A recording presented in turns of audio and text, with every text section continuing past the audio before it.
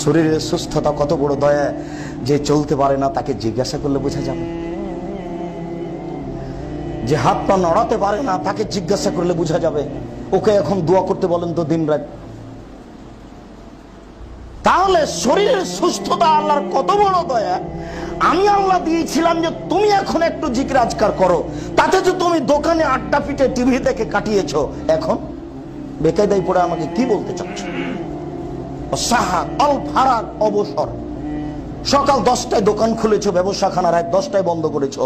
তো এই যে রাত 10টা থেকে নিয়ে আবার সকাল 10টা পর্যন্ত তুমি অবসর থাকলে, তাহলে কি তুমি সব সময় অশ্লীল কথা নিয়ে বা স্ত্রী নিয়ে আর টিভি নিয়ে বসে থাকবে? এই কি এর ফাঁকে কি তুমি আমার জন্য একটু সময় বের করবে না? মনে রেখো, আমার জন্য একটু সময় বের যদি না করো, তাহলে আমলাও এদাকা জ্ঞান, আমি আমলাও এদাকা শুনলাম, তোমার হাতকে আমি ব্যস্ততা দিয়ে পূর্ণ করে দেবো। ওলামা শুদ্ধ ফাঁক রাখ, তোমার দারিদ্রতা বন্ধ করবো না। কোটি টাকা হলেও তুমি ভিক্ষু।